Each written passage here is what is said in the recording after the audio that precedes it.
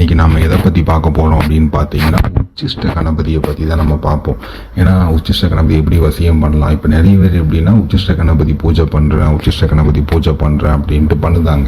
நான் ஒரு நிறைய பேர் என்கிட்டே ஃபோன் பண்ணுறாங்க, எங்களை தேடி வராங்க, நான் பூஜை பண்ணேன் எனக்கு அது சித்தி ஆகலை அப்படின்ட்டு.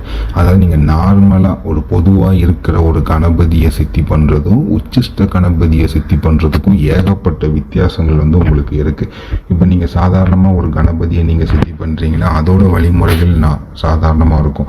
உச்சிஷ்ட கணபதிங்கும்போது அதுக்குண்டான அதுக்கு நீங்கள் பூஜை ஆரம்பிக்கிறதுக்கு முன்னாடியே நிறைய விஷயங்கள் நாங்கள் சொல்கிறதெல்லாம் செஞ்சு அதுக்கப்புறம் தான் அந்த பூஜையை நீங்கள் ஆரம்பிக்கணும். அது நம்ம ஒரு நம்மளே வரைஞ்சி நம்மளே ஒரு மை வச்சுட்டு இப்போ நிறைய என்ன பண்ணுறாங்கன்னா நார்மலாக உள்ள உச்சிஷ்ட கணபதி இதை ஒரு எந்திரத்தை வரைஞ்சி ஒரு மந்திரத்தை சொல்லுதாங்க. அது சித்தியே ஆகாது.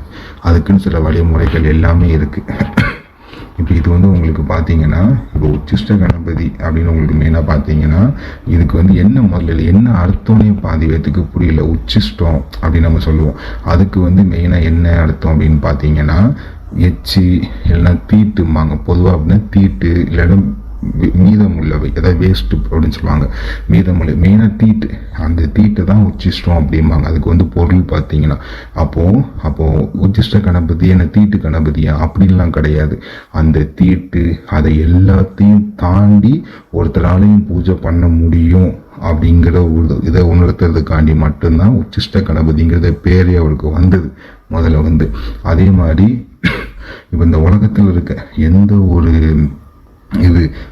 ஒரு கெட்ட விஷயங்கள் என்ன இருந்தாலும் எல்லாத்தையும் தாண்டி, அதாவது ஒரு சில பேர் சொல்லுவாங்க இப்படி பூஜை பண்ணாலும் தெய்வம் வராது, இப்படி வழிபட்டால் வராது, இந்த வீட்டில் வச்சு பண்ணால் வராது, அப்படின்லாம் எதுவுமே இல்லாமல் எல்லாத்தையும் தாண்டி நம்ம தெய்வத்தை நம்மக்கிட்ட வர வைக்க முடியும். அதுதான் இந்த பூஜையோட மிகப்பெரிய சிறப்பு. நம்ம உச்சிஷ்ட கணபதி பூஜையோட சிறப்பு இந்த உச்சிஷ்ட கணபதியை நீங்கள் சித்தி பண்ணிட்டீங்க. ரொம்ப கஷ்டம் சித்தி பண்ணுற. 48 நாள்லாம் சித்தி ஆகாது உங்களுக்கு. 48 நாளுங்கிறது ஒரு மண்டல பூஜை. உங்களுக்கு அது உபாசன நேரம். அதுக்கப்புறமும் நீங்கள் பூஜை பண்ணணும் சித்தி ஆகிறது. உங்களுடைய பூஜையை அவர் முழுமையாக ஏற்றுக்கிட்டாரு அப்படின்னா உங்ககிட்ட அவர் பேச ஆரம்பிப்பார். முத காதில் பேசுவார். அதுக்கெல்லாம் நீங்கள் ரொம்ப கஷ்டப்படணும். நான் 1 மாதம் பூஜை பண்ணேன் எனக்கு எதுவுமே தெரியல, 2 மாதம் பண்ணலாம் வரமாட்டார். ஏன்னா இப்போ இருக்க நிறைய இடத்துல எப்படின்னா நான் 11 நாளில் பூஜை பண்ணி தரேன். அதெல்லாம் நடக்காத காரியம். அதெல்லாம் நீங்கள் கஷ்டப்பட்டு பூஜை பண்ணால் மட்டும்தான் இதாக இருக்கும். ஒரு சில விஷயங்கள் நம்ம எடுக்கலாம். 11 நாள் 21 நாள் ஒரு நாளில் கூட ஆகர்ஷம் நம்ம பண்ண முடியும் ஒரு சில விஷயங்களை. ஆனால் இந்த உச்சிஷ்ட கணபதிங்கிறது நீங்கள் ரொம்ப கஷ்டப்படணும். இப்போ ரத்த கணபதி பூஜை நீங்கள் கேள்விப்பட்டிருப்பீங்க. அதை விட உச்சிஷ்ட கணபதி ஒரு படி மேலே. அந்த பூஜை சித்தி ஆயிட்டு அப்படின்னா நீங்கள் எதனாலும் சாதிக்கலாம். உங்களுக்கு நீங்கள் எந்த தேவதையை அழைச்சாலும் வரும், எந்த தெய்வத்தை அழைச்சாலும் நீங்கள் வரும். அதுக்கு நீங்கள் தனியாக உபாசனை இருக்கணும்னு அவசியம் கிடையாது. இப்போ நீங்கள் எப்படின்னா ஒரு அங்காளம்மனை பூஜை பண்ணுறீங்க. அங்காளம்மன் அழைப்பு மந்திரத்தை நம்ம சொல்லி நம்ம இது பண்ணும்போது அங்காளம்மனை நீங்கள் கும்பிட்டு அழைக்கும் போது இந்த உச்சிஷ்ட கணபதி போய் அங்காளம்மனு முன்னாடி வர வைப்பாரு. அதனால தான் உச்சிஷ்ட கணபதிக்கு அவ்வளோ சிறப்பு. எந்த தெய்வத்தை நீங்கள் அழைச்சாலும், எந்த தேவதை மோகினி கூட்டி சேர்த்தான் ஜின்னு இந்த மாதிரி எதை நீங்கள் அழைச்சாலும் உங்களுக்கு உடனே சித்தியாகும். ஒருத்தவங்களுக்கு 48 நாள் பூஜைனா உங்களுக்கு அப்படி ஆகாது. அதுக்கு முன்னாடி உங்களுக்கு சித்தியாக எல்லாமே நடக்கும். அதுதான் உச்சிஷ்ட கணபதியோட சிறப்பு. விஷயம் மறுபடி பார்த்தீங்கன்னா உங்களுக்கு பணவசியம், ஜனவசியம், தனவசியம் எல்லாத்தையும் ஏற்படுத்தி கொடுக்கும். நீங்கள் நினச்சது எல்லாத்தையும் நீங்கள் சாதிக்கலாம். மாந்திரிகத்திலையும் சரி, மாந்திரிகம் எல்லாமே சரி, நீங்கள் எல்லாமே நீங்கள் சாதிக்கலாம். இப்போ உங்களுக்கு ஒரு கடை வச்சுருக்கீங்க, பிஸ்னஸ்னால் நல்லா ஓடும். இப்போ நீங்கள் ஒரு வாழ்க்கையில் அடுத்த கட்டத்துக்கு போகணும், அதுக்கு என்ன முயற்சி எடுத்தாலும் தடங்களாக இருக்குது, எல்லாம் செஞ்சு கொடுப்பாரு அவர். அதனால் இப்போ இந்த உச்சிஷ்ட கணபதி உங்களுக்கு சித்தி ஆகிட்டுனா எந்த தெய்வங்கள் தேவதைகள் எந்த ஒரு விஷயம் நீங்கள் பண்ணாலும் பழிக்கும். அதே மாதிரி தாந்திரிக முறையில் நீங்கள் என்ன பண்ணாலும் பழிக்கும். இப்போ நீங்கள் சில தாந்திரிக பூஜைகள் பண்ணுவீங்க. அந்த தாந்திரிக பூஜைகள் அதாவது அஷ்டகர்மங்கள் வேறு, பில்லி சூனியம் ஏவல் அதெல்லாம் வேறு. தாந்திரிகம் பூஜைன்னு சில உண்டு. அந்த தாந்திரிக பூஜைகளை நீங்கள் பண்ணும்போது உங்களுக்கு பவர் அதிகமாக இருந்தால் மட்டும்தான் தாந்திரிகங்கிறது நடக்கும். அப்படிங்கும்போது இந்த உச்சிஷ்ட கணபதி நீங்கள் சித்தி எடுத்தீங்க அப்படின்னா அந்த தாந்திரிக முறை மூலியமாகவே நீங்கள் பெரிய பெரிய விஷயத்தை நீங்கள் சாதிக்கலாம். அந்த உச்சிஷ்ட கணபதி சித்துனால. இப்போ உங்களுக்கு உதாரணத்துக்கு எப்படி சொல்ல அப்படின்னு பார்த்தீங்கன்னா, இப்போ வந்து ஒரு வசிய பூஜை இருக்குது, அதை வந்து மோகினியை வச்சு நம்ம பூஜை பண்ணி பாவம் பிடிச்சி பூஜை பண்ணுற முறை இருக்குது. அதே தாந்திரிக முறையில் பார்த்தீங்கன்னா, ஒரு முட்டையில் நம்ம எந்திரம் வரைஞ்சி மயானத்தில் பலி கொடுத்து நம்ம பூஜை பண்ணலாம். ஒரு முட்டை நார்மலாக ஒரு 10 ரூபா 20 ரூபா செலவாகும், அவ்வளோதான். அது தாந்திரிக பூஜை, அது எல்லாத்துக்கும் பலிக்காது அவ்வளோ சீக்கிரத்தில். ஆனால் அந்த உச்சிஷ்ட கணபதி சித்தி ஆயிட்டாங்க அப்படின்னா, அந்த தாந்திரிக பூஜையில் நீங்கள் எவ்வளோ அந்த சின்ன விஷயத்தையும் நீங்கள் பெரிய விஷயத்தை கூட சின்ன நீங்கள் பண்ணிடலாம். அது உங்களுக்கு எப்படி சொல்லணும், மிகப்பெரிய பூஜை. அந்த பூஜையை ஒரு நார்மலாக ஒரு சின்ன தாந்திரிக முறையில் நீங்கள் அதை சாதிச்சுட்டு போயிடலாம். அந்த மாதிரி ஒரு ஒரு பவர் உள்ள விஷயம் வந்து உச்சிஷ்ட கணபதிங்கிறது. ரொம்ப தனியாக நீங்கள் ரொம்ப கடைப்பிடிக்கணும். அந்த சித்தி ஆகிற வரைக்கும் நீங்கள் வந்து நான்வெஜ் சாப்பிடக்கூடாது. வெறும் தலையில் தான் நீங்கள் படுக்கணும். அப்படி இல்லைன்னா துண்டு பிடிச்சிட்டு தான் நீங்கள் படுக்கணும். தலையில் தலையணை எதுவுமே நீங்கள் வைக்கக்கூடாது. மது மாமிசம் எதுவுமே சுத்தமாக இருக்கக்கூடாது. அதே மாதிரி அம்மாவை தவிர வேறு எந்த ஒரு பொண்ணையும் நீங்கள் தொட்டு பேசிடக்கூடாது. நார்மலாக நீங்கள் விளையாட்டுக்கு பேசினா கூட தொட்டு பேசிடக்கூடாது. அம்மாவை தவிர எந்த ஒரு பொண்ணையும். காலையில் பிரம்ம முகூர்த்தத்தில் இதுக்குண்டான மந்திரத்தை கண்டிப்பாக 1008 ஊடு போடணும். 108லாம் போனால் சரியாகாது. காலையில் பிரம்ம முகூர்த்தத்தில் 1008 ஊடு. அதே மாதிரி ஈவினிங் டைமில் மாலை நேரத்தில் பூஜை பண்ணும்போது அப்போ ஒரு 1008 ஊடு நீங்கள் கம்பல்சரி நீங்கள் போட்டே ஆகணும். இதுக்குண்டான படையில் எல்லாமே நீங்கள் சைவ படையில் தான் நீங்கள் வைக்கணும். ஆனால் இப்போ இதுக்கு நீங்கள் தனி ரூம் கண்டிப்பாக இருக்கணும். நீங்கள் நம்ம வீட்டில் ஒரு ஹாலில் இருக்குது, பொதுவாக இருக்குது, பூஜை பண்ணலாமல் கொஞ்சம் கஷ்டம்தான்.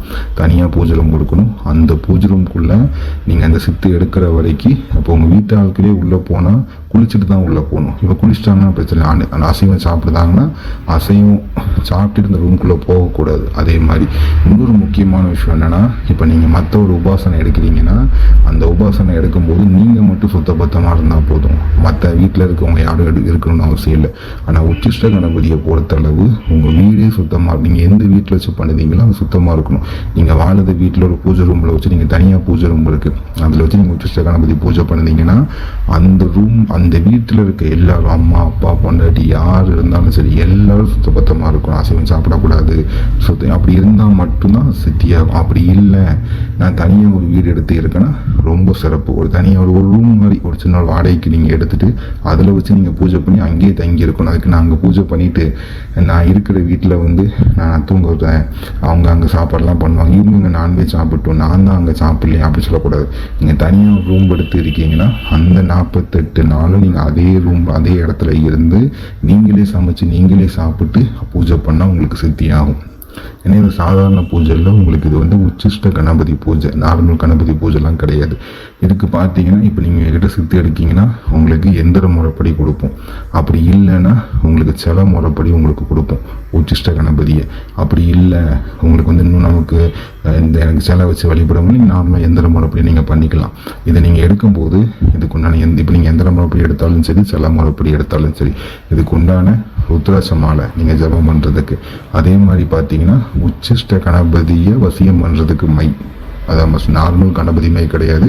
உச்சிஷ்ட கணபதிக்கும் சில சூட்சமும் அந்த மையெல்லாம் இருக்குது. அந்த மை எல்லாமே உங்களுக்கு கொடுத்து, உங்களுக்கு உச்சிஷ்ட கணபதிக்கு உண்டான தாயத்து எல்லாம் உங்களுக்கு கொடுத்து நாங்கள் சொல்கிறபடி நீங்கள் பூஜை பண்ணணும். நீங்கள் என்னைக்கு இப்போ உபாசனைங்கும் ஒரு நாள் பார்த்து நாங்கள் உங்களை ஆரம்பிக்க சொல்லுவோம்.